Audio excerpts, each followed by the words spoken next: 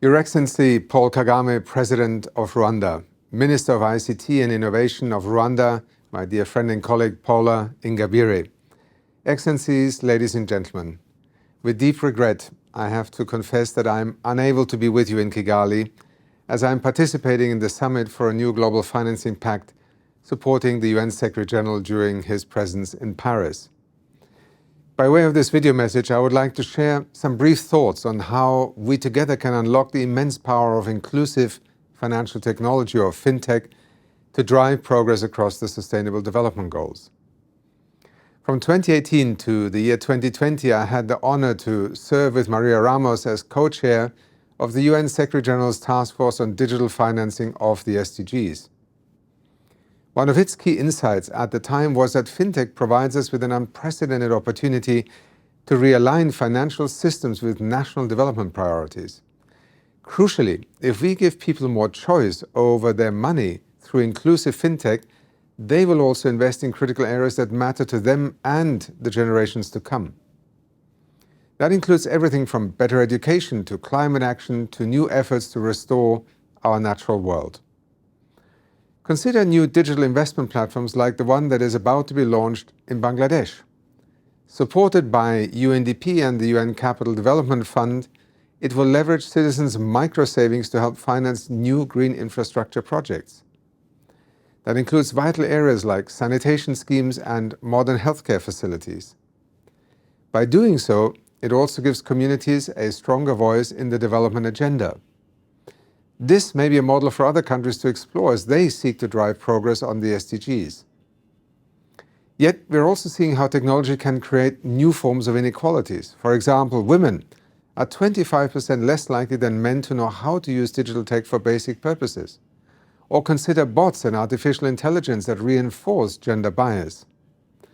Addressing such risks is a key aim of the dialogue on governance of global digital finance, which is exploring the intersection of the so-called big fintechs and sustainable development.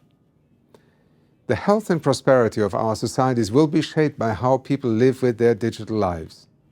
Therefore, how the parameters are drawn is now critical.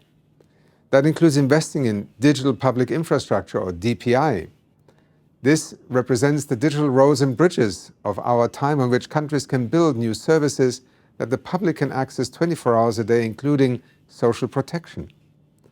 Consider Ukraine, where its prior investment in DPI allowed it to extend rapid financial assistance to people impacted by the war. This digital cash transfer module was initially developed by the government of Sierra Leone as part of the Ebola response.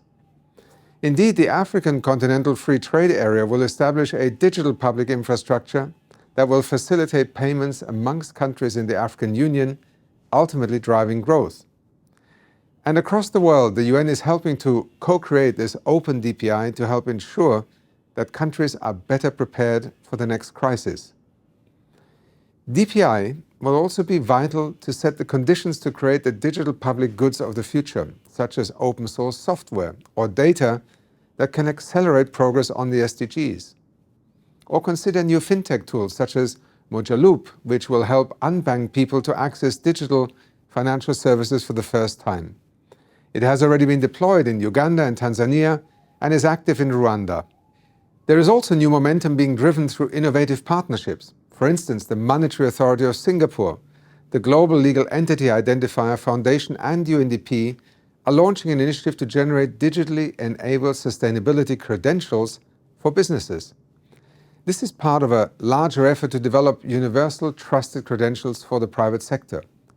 This will help them in turn to unlock new sources of finance.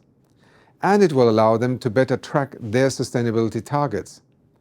In this respect, I would also like to recognize the wider contribution of the Monetary Authority of Singapore to advance Fintech.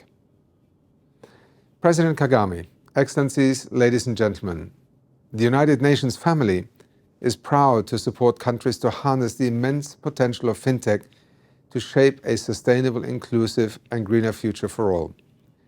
This support pivots on a recognition that the smart tech of tomorrow needs smarter policies today. In Rwanda, we have walked a long way in learning together, and I would like to thank you today for this opportunity to develop new approaches to development for the 21st century. Thank you.